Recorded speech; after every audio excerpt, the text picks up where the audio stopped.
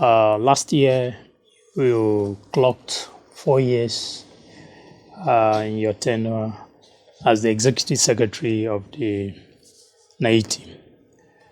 Fast forward to this year, around March, you addressed a press conference, and in that press conference, you said, "We inherited an institution at crossroads." Can you briefly take us through your journey at the NEITI so far? Well, thank you very much. My journey in NEITI is quite long, and it's a story that could be told for a whole day, a whole month, or almost in fact weeks, if I have to. But I think I need to be brief. I came into NEITI in 2010 after a competitive interview process. By then, I was Special Advisor Communication to the Nigerian Minister of Information.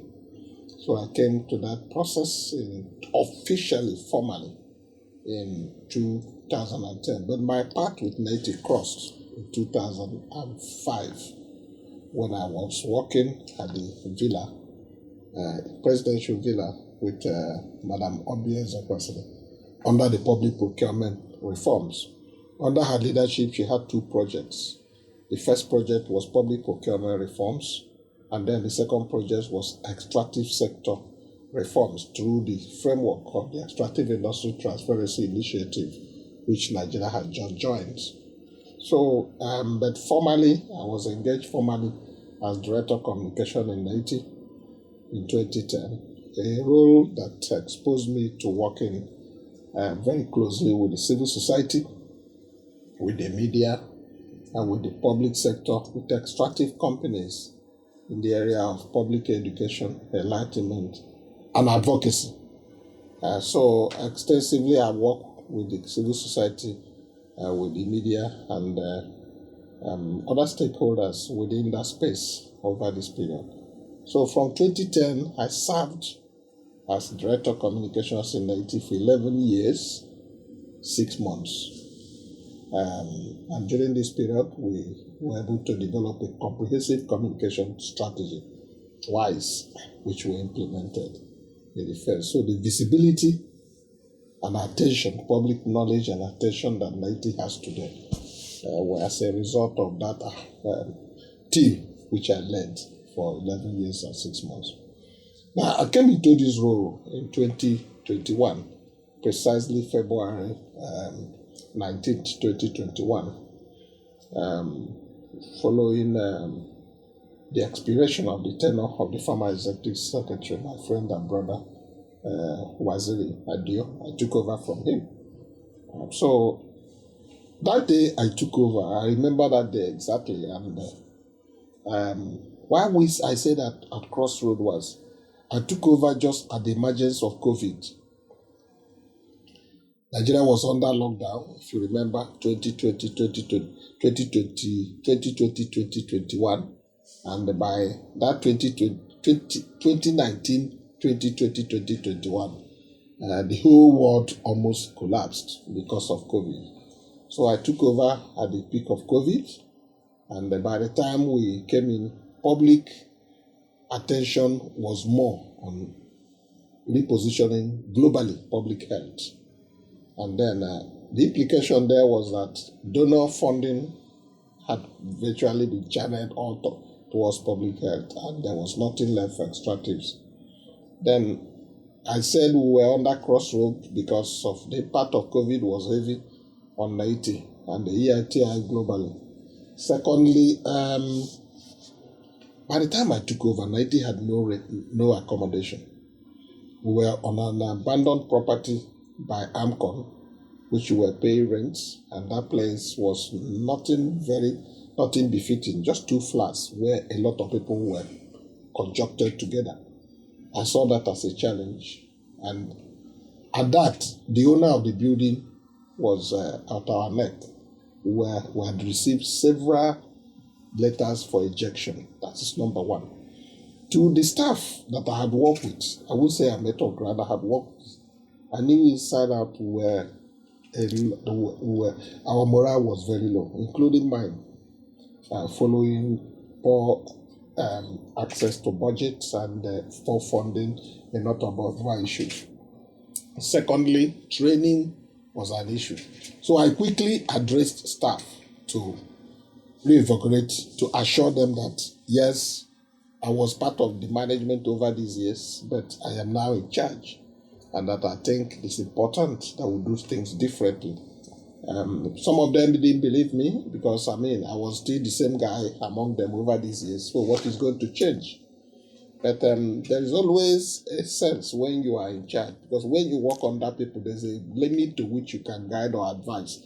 When you are in charge, you have the liberty to now make a decision. The first decision I made was that I was going to secure NEITI, a permanent office accommodation, to address institutional legacy and institutional sustenance. Because I don't know how long we'll be going cup in hand begging government to give us accommodation. The second one I agreed I was also going to do was that I was going to energize the staff capacity, because at that time we were just barely less than 43 in population, the whole staff strength, and including drivers. So the graduate staff that could really get things done were less than 28 and less than 32. And if you add those who are on secondment and those who are outside, we had no capacity. And each time we met with the oil companies and they say, how would you, these few people gather this? The other one was that I was also going to provide tools to work, including digitalizing our procedure. I equally assured staff that I was going to tackle head-on the issue of their welfare. I also include to improve budgetary allocations to NEITI. More importantly, to develop wider content in terms of the work we are supposed to do. Expand the content of engagement. Expand the content of our industrial reporting. Expand the content of our dissemination. Expand the content of public education and enlightenment. Remediation, addressing the issues that arise to this. I listed 7 items. The last was to review the NEITI Act. When I look back, and you can cross-check from my staff, I have done all except one, the review of NEITI Act. Okay. NEITI has a permanent office building right now. But I recruited staff. I recruited 70 more staff to add to those on ground, raising the staff strength from 43 to 118 as we speak. I equally expanded the opportunity for training, reviewed upwards the salaries and the monuments of staff to boost their productivity and morale. I equally expanded the opportunities for international partnerships. Currently, we're in the process of digitalizing NEITI. We're building a data center. We have a simple policy that every staff must have tools to work, including laptops and phones and everything. We're providing all that. So, like I said, apart from only one, everything I had said I would do when I took over. Out of the 7, I have done 6 fully and verifiable. Only one that is in the process, and I'm very unlikely to do it because it's much more convoluted, divergent interest that I do not have enough time to manage. But I think that's because somebody taking over from me must have something to work on. Yeah. That's what I'll be able to handle. All right. All right, that's a good one. And so, at the very core of your mandate is advancing transparency and accountability in Nigeria's oil and gas and mining sectors. Yeah. So, to what extent would you say you have gone in achieving this mandate within your tenure so far? Well, to some extent, to a large extent, we have gone far. The cup is more than half full than half empty. We have not got there, but we made very significant progress.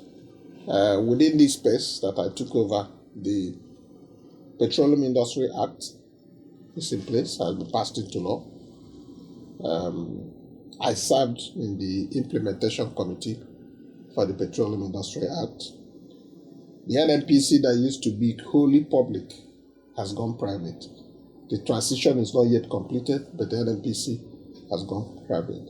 Under the PIA, I'm talking in terms of advancing transparency. Under the PIA, we now have two strong regulators, one for the downstream, another one for the upstream. I was with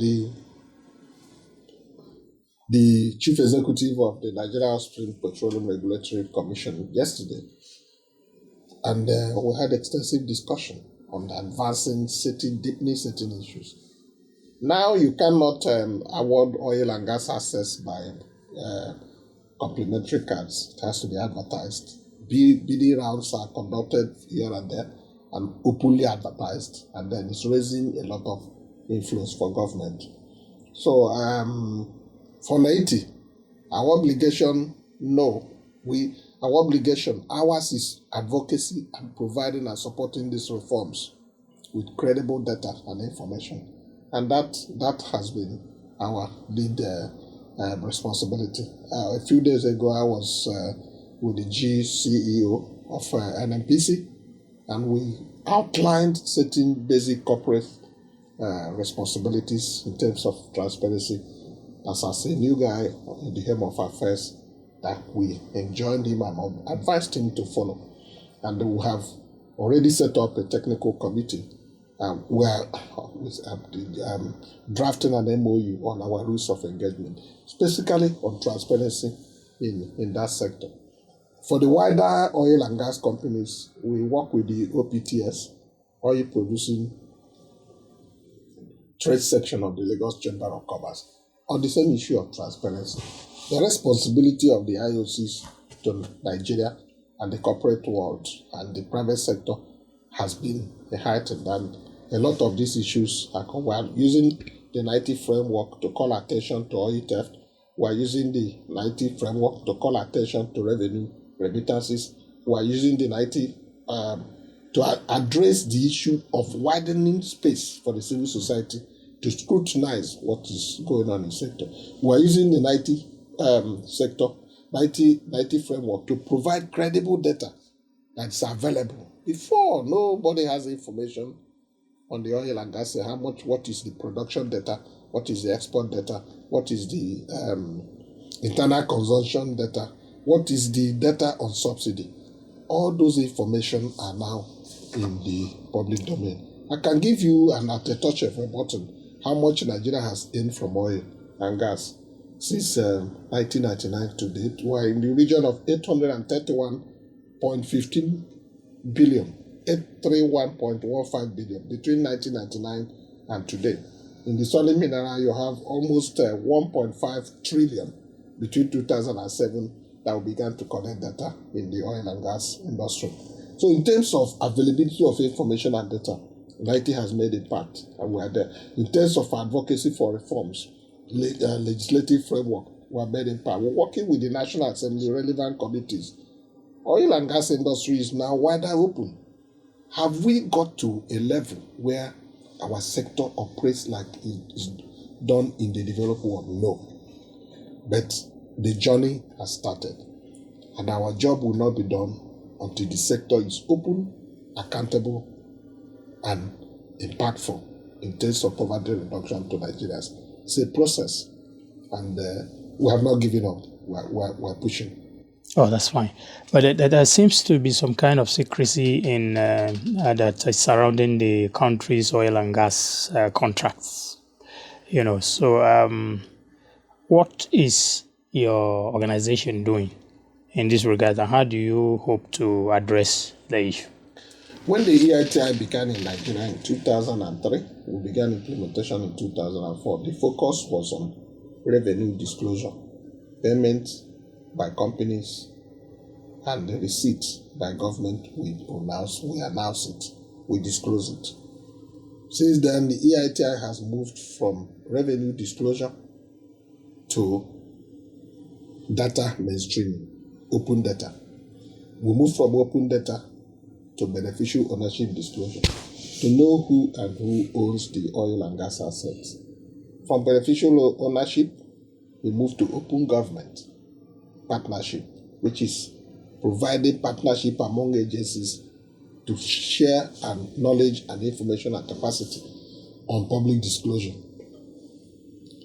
From there, we are now at the level of domestic resource mobilization using the EITI framework. And the next one you just mentioned is the contract transparency. The contract transparency is a requirement in the global EITI standard. And as you may be aware, I was elected chairman of the Contract Transparency Network globally by the EITI, comprising 22 countries in the world. I chaired that for a year, and I'm currently about handing over to the next global chair from any other part of the world. We are yet to meet to decide that. I'm currently the global chair. So, but one of the issues that came out there is we are yet to really agree on a framework for disclosure, contract transparency. For Nigeria, I'm speaking for the Nigerian perspective. Our engagement with the NNPC, with the AUPRC, NMDPRA, and all the relevant agencies, keep questions that they have been asking, which we must answer in a mutual collaboration for institutional ownership, is at what point do we disclose contract? Is it at the point of conception of that contract, at the point of contract signing, at the point of implementation, at the point of monitoring and evaluation, or at the point of project exit? How are these disclosures going to affect the interest or jeopardize the interest of competing companies or competing partners who are involved in the contract? If, for instance, I'm signing a contract with Shell, how will that disclosure not jeopardize similar contracts being signed by another competing partner within the oil and gas space? Those are issues that we're debating, because we must agree on a framework for public disclosure. We haven't really defined that. Other countries may have, but I'm not also aware of any country that has. But is contract transparency implementable? Yes. Is it what we are going to do? Yes. Have we started? Yes, consultation on it has started. But in the way and manner the EITI works is that the companies must agree with the civil society and government. And the civil society will be pushing in recognition of public conscience and public ethics and public morality. While the companies, of course, their interest is protection of profit. The government is the institution, legal institution, institutional ownership of what's going on. The convergence of these three ideas are still something that we are working. But we are making progress. EITI is supporting us with technical knowledge and experts. The meeting I had with the GCO NNPC, the technical committee we have set up is going to be part of it. This issue is going to be part of it. The technical committee will be comprised of lawyers who are energy lawyers who are involved in the profession, engineers, and the petroleum, oil and gas experts who are within that space. So we are the discussions have started. That's what I can say. But we have not really begun implementation. For the beneficial ownership, yes, we have started implementation. And if you go to our website, you'll find out the number of companies that are operating in the sector and who owns them. It's on our website. All right, that's fine. There's a global shift towards cleaner energy. Yes. So how is NEITI now positioning itself, that is positioning Nigeria's extractive industries to adapt to this energy transition? The energy transition is a very important development. I forgot to mention it as part of the expansion of the EITI framework. For Nigeria, it's a time that has come, which we cannot wait. But we have also been interfacing with our global partners and the developed world on this. A lot of conferences and workshops have tried to address this. I was in Geneva with EITI implementing countries and national coordinators. And just like contract transparency, in anything we do as Nigerians, we consider very, very, very important our national interest and our sovereignty. What sustains Nigeria currently now is oil and gas revenue. The government is just trying now to expand to non-oil sector, including IT, entertainment, agriculture, and so on. But what has sustained us and what is always available for sharing every month, where the governors must gather to come and share, is oil revenue. So energy transition will now suggest that the oil will give way to green energy. And then our question is, when that happens, what happens to jobs? What happens to our national budget? What happens to the revenue that sustains the country? How many people that earn their living from the oil and gas industry, how will that be? What happens to a number of issues? Jobs, number one. Energy security, number two. Poverty-related, the standard of living related issues that are political economy of oil and gas in people's daily lives. How would that be managed? Our budget, what sustains it? So the difference between us and the developed world is that the developed world, before they even brought this whole concept out, or before they have already got prepared. You travel to Europe or the US, you see Tesla cars all over the place, carbon-free cars that all over the place, and almost changing. Are we ready in Nigeria for that? We don't think so. Our infrastructure cannot support it immediately. Our institutions are not ready. Our private sector are getting better. They are even more ready than the public sector. So the issue is that for us in NEITI, we are currently commissioned a study on the impact of energy transition on the Nigerian economy. And we have got support from the Ford Foundation. And in that study, we are just currently reviewing the interim report. We need to base our engagement on energy transition on an empirical study that will be able to address these issues that I have explained. And then when we approach government for a national policy on that, we're able to stand firm on empirical facts that addresses these issues.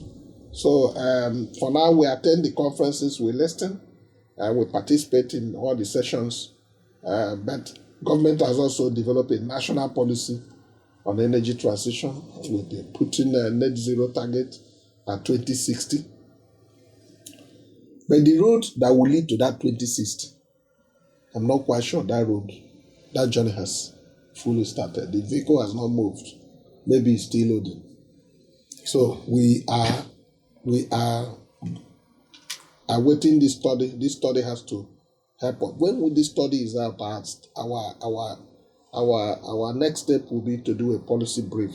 That government will have sufficient facts and figures and documents to look at in looking at the type of policy that will ensure that our current reserves are not jeopardized to jump into the ship of energy transition. When we are transiting, we have to be very sure what will happen to our reserves that currently sustain our economy, what will happen to jobs, what will happen to livelihoods, and so on. But is it a concept that Nigeria can ignore? No. It's global. You can't say it doesn't concern me. It concerns us. But we must approach energy transition within our local context, realizing the local environment and the challenges that we face as a nation. That's where NEITI is interfacing with all the relevant government agencies, including the companies operating in Nigeria.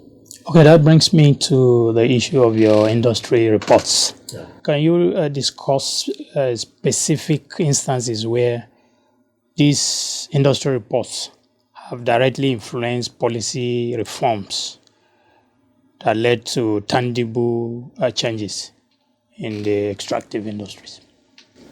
There are many. There are many. Our reports have led to revenue recoveries. And revenue recoveries, when revenues are recovered and sent to government, it influences policy. The amount of money you have affects government's thinking on the kind of projects that they have to put in place. There are projects you mentioned. Normally we say we don't have money, but when we have disclosed where monies can be recovered, that's number one. Two, our reports have led to government understanding of the importance of data in national planning. What were you doing before was planning without facts. Government now rely on credible data to support national planning. Our intervention has also raised awareness on corruption and its consequences on national development and poverty reduction. We sing it every day, we engage in it, we name and shame, we expose. We lay everything bare on the floor. And it has led to government formulating and strengthening certain sanctions and incentives in the public institutions to ensure that people are held accountable. We're behind the implementation of the FOI Act, started with NEITI, working with civil society organizations, including the media rights agenda and so on. So that's number one. The other one is availability of information and data that I mentioned. It's not that we're just providing data. We make this data readily available and accessible for government. There is also investment decisions. NEITI reports are circulated nationwide and globally, and it fits into what we call the National Natural Resources Governance Index. That index is available online. Just like when you stay in hotels abroad, they expect that you should be able to make comments on their rating. So those ratings are published online. It helps people to make decisions when they are in Washington or Geneva or they are in London. They want to know how people see the hotel before they even book. Natural Resource Governance Index is the particular index that investors in the country, investors globally look at before even making decisions to come into the country. NEITI provides regular data to that information for that investment decisions, to influence the investment decisions. We also share information and data with all the anti-corruption agencies. When you see all the investigations going on here and there, to be able to curb stealing, NEITI provides all the credible data that are available, especially when those information and data are tied to revenues from oil and gas, and many are. So there are so many areas our reports has influenced in revenue generation, revenue recovery, revenue remittances, in managing the natural resources, share and allocation of federal resources. We sit on fact. So in legal framework, we were instrumental to the enactment of the Petroleum Industry Act. It was NEITI recommendation. Before then, the only act you had was the Petroleum Act of 1959. So our reports have been very impactful. And that's why when there's a delay in the release of the report, everybody is worried. You also know that through NEITI, we have been able to build strong network of civil society that are now asking informed questions on who is doing what in the oil and gas industry. Before NEITI, the industry was completely black. Nobody knew exactly what was going on. And I also told you that because of the act, the PIA, which we were instrumental, we have strong institutions that now regulate the industry. That were owing over $6.07 billion.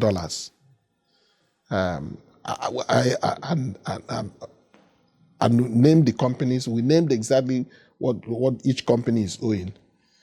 I'm not satisfied that all the revenues have been recovered. No. I'm also not satisfied with the transition of the NNPC to a limited liability company. We should have moved faster than the way it is. I'm also not satisfied that after the PIA, the implementation, there was no grounded stakeholders develop implementation strategy to drive the reform. In the solid minerals sector, I'm not satisfied with the development of the solid minerals sector. Efforts have been made, but those efforts haven't led to where we should be. And our recommendations on how to reform the solid minerals sector are clear and visible and available. The current minister is doing his best, but we should have passed where we are now. The solid minerals sector should have been the one leading Nigeria's economy. So if you ask me what I'm not satisfied, because when Nigeria goes to borrow, it pains me, because we should not be borrowing if we are able to utilize and galvanize the natural resources that God has endowed us with. But I'm also not lamenting, because I know that the future is bright. Current administration has put in place policies, but we always lag behind in implementation.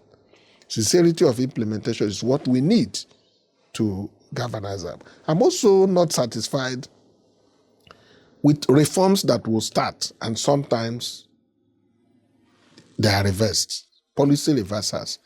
Not only in Nigeria, in developing countries, it's always a bit, but in the developed world, you see policy consistency, no matter any government that is in power. So I will be most satisfied. The only time I will feel satisfied is revenues from oil helps us to build roads, provide electricity, steady power, provide jobs for all Nigerians, for Nigerian youths, provide enabling environment that tackles insecurity, and then position Nigeria as a leader and hope for the black world. And we have the potential, we have the resources. And so that's the only time I'll be satisfied. So, and if NEITI or any other agency can lead that will be my satisfaction. NEITI alone can't do it. But if NEITI is part of that institutional reforms that will get to that level, I'll be satisfied. So as a Nigerian, I'm not satisfied that our potentials are not providing the tangible impact that should touch the lives of fellow Nigerians. All right. So one other major challenge in the oil and gas sector industry is the issue of oil theft. Illegal refineries and pipeline vandalism. So what has NEITI done, to help address this challenge? Oil theft is a big elephant that has really almost brought the sector to its knees. But today, oil theft is coming down. I served on the Presidential Committee on the oil theft and losses set up by the last administration in March 2023. 2023, yes. It started in January 2023 to March, and we submitted our report in March 2023. That committee was led by General Barry Ndiomu from the Niger Delta. He was also the chairman of the Amnesty Program. I worked, NEITI was the only government agency that was on that committee. The rest were from the military and the private sector. We traversed the whole set of Niger Delta and we saw exactly what was the issue. We wrote our report and submitted to government. It's not very official if our report is the one being implemented, but I see a change that makes me happy. The last report we did, oil theft has gone down by 73%. And that's why you have production now shot up to 1.7 million barrels a day currently. It's reversed between 1.6 to 1.7 million barrels. There's a kind of job that the Office of the National Security Advisor is doing now in coordinating security agencies in the sector, in the area, the Army, the Navy, the Air Force, civil defense, and the village vigilantes that seems to be making this kind of impact. But in terms of data, between 2021 to 2023, we lost 687.65 million barrels to stealing. That's our last report. We are doing our 2024 report now. But just by that last year's report, oil theft dropped from 36.6 million barrels recorded in 2022 to just 7.6 million barrels recorded in 2023. That's a significant drop.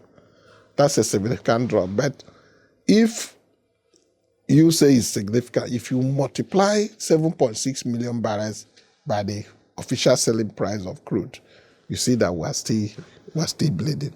So it's not a small number. So we want to get to a level where nothing is stolen. That's where we want to get to.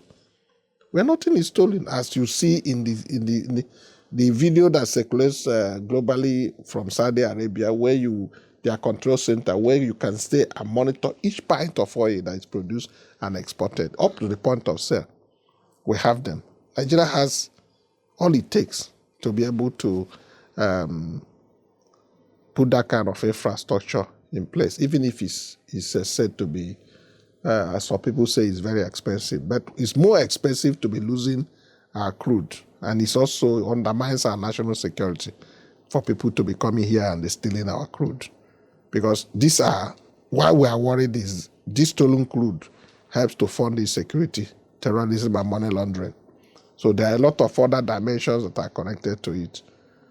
I'm also aware that when we started tracking stealing of crude was just in 2001. But before then, it was happening. It's also an area that NEITI has made impact. We raised this awareness. We published the figures that brought us to where we are now. So, but the causes of oil theft are the areas that we must pay more attention to. One that I find easy to address is the common syndrome of sacking, relieving skilled labor workforce in the sector of their jobs. You can't steal oil without skill. The pipes are laid sometimes deep water below. There are Nigerians that are trained in the welding of these pipelines, and sometimes they just sack them. So when they don't have any job doing, they are available for those who want to steal crude, because nobody without that skill can go and bomb pipeline. You can't enter the water and bomb pipeline. It requires extraordinary skill. We pointed it out that all these skilled labor that are being laid off anyhow in the oil and gas sector should stop. We brought this to the attention of the local content, my friend, the local content, the executive secretary of the Nigeria Local Content Management Board. He's taking that seriously as we speak, bringing this to attention, because all these laid off staff, they formed a consortium on their own, and they are now available for hire by those who want to steal crude. The other one is that we used to think that stealing of crude is only on the surface, that is downstream operations. No, it's only on downstream. It's when the crude is under the movement of crude on the surface, on the soil. No, stealing of crude happens even more in the upstream sector. During our investigation, we visited some FPSOs in the high seas, almost at the Gulf of Guinea. You know, you have Bonga, you have Agbami. When you fly to those areas, they are in the high seas. No Nigeria knows exactly what is going on there. And oil is drilled and evacuated from there. I don't want to say more than that, but the security agency should visit. Because if a ship is the capacity of the production there is 900,000 barrels. 900,000 barrels. Why is a ship with over 5,000, Why is a ship with over 2.5 million capacity waiting to berth? Where is it going to get the remaining crude? So there are so many things happening in that area. That report that we did, we recommended its implementation in full, not in part. But I must commend the current effort now, and I hope it will be sustained. It's coming down. In terms of divestment of assets and liabilities with the PIA on stream now, how does the companies that also take over be able to manage the process so that we don't lose from both ends when we have divestment of assets? That's a very good question. Divestment of assets, in the way and manner we used to look at it, is not also, people were reporting it as if it was because people were packing out of Nigeria to other destinations. It's not really so. Divestment of assets come in three major areas. One, expansion of capacity of production. Some companies now look at where do we have competitive advantage. Is it in the upstream, deep water, shallow water, or completely in the downstream sector? So they maximize their capital expenses and make investment decisions. That's one area. The other area is on the fact that Nigerians now are controlling Nigerian companies are controlling over 60% of oil production in Nigeria. Nigerian companies now are buying over assets owned by IOCs, which is a good development. Renaissance Group just took over one of the IOC's concerns. Uando just took over, and then Seplat. These consortiums are now asserting themselves in both downstream and upstream operations. But to answer your question specifically, when companies divest, that means they are leaving a particular operation to another jurisdiction, or they are leaving the country entirely, whichever is the case. There are implications. There are implications for jobs that will be laid off. There are implications for environment that may be polluted as a result of abandoned oil wells. There are also host community implications, because some of these responsibilities that the companies have for the host communities might be jeopardized. So we developed a policy framework working with the civil society that threw up this. It wasn't before. We were not capturing that in our reports, but beginning from 2024, is going to occupy a place in our report.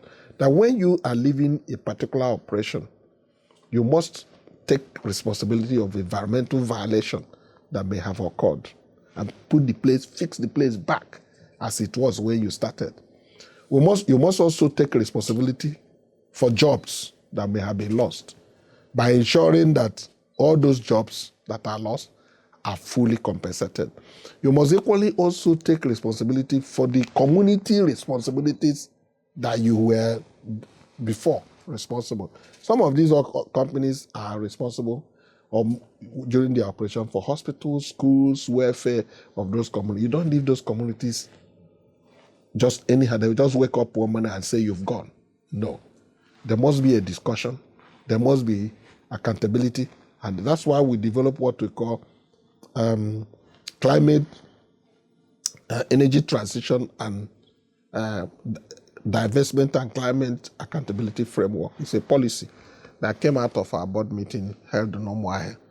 We have shared that with the civil society. We have developed an implementation plan, and we have also developing a template for this to be captured in our oil and gas 2024 report. The first thing to know is to know where are these divestments located. You have to know where they are, how they are involved. You have to have a data we don't have now. You must give account of how many divestments occurred. How did those companies come in? How are they living? Where are they living for? When they are living, what happens to environment? Did they take care of it? Did they take care of host community responsibilities? What about the job lost? And all this need to be captured. So when we have this asset data, the relevant organizations, Ministry of Environment, Ministry of Petroleum Resources, AUPRC, they will now take this as a policy that can now go into the discussion, because they don't just come and go. They inform the relevant agent. By the time they come for discussion, yes, now that you're leaving, NEITI reports has provided us with this basic information for discussion. You share this with the relevant, including the communities, so that those companies will be held accountable, so that their entrance, which used to be easy, must also be as easy as their exit, without leaving things behind. Okay, that's great. So, in the light of that, what specific oversight mechanism is NEITI implement to improve its energy transition and climate accountability framework? You touched part of it earlier. Yeah. Maybe you might need to speak to that. And how will the public know the benefit of sales to Nigeria rather than just serving as convenient exits for international companies? Yeah, it's all contained in that framework. And like we've just developed it, and we've just captured it. We don't want to go into advocacy and engagement without credible data. That data will be generated in, like I said, implementation will start with this current report. When this report is published, hopefully by the end of the year, the recommendations will be specific and clear. Because now, what happens when you develop a framework is that you share it with those who know more than you. You share it with the companies that are going to divest. They have to provide information on what they are divesting. Provide information on the responsibilities they had before. Provide information on what they have done in the past with the environment. Provide information on what they will not do now that they are going. The companies, the communities where they are operating has a say to now say, we have been working with this company during their stay. These are the things they are doing. Our question will now that you are leaving, what happens to these responsibilities we were providing before? We don't say you should remain there forever. You could come in form of compensation. That because you're leaving over this period, if there are backlogs you may not have paid, some just leave with a lot of backlogs. If there are remittances they were doing, schools they were building, hospitals they were, and they just started the hospital, but may not have paid the contractors, they may just leave, and once they leave, the job stops. We'll say, no, you have started this project. Sort it out before you go. Because there are responsibilities that needs to be accounted for. That's all we're saying.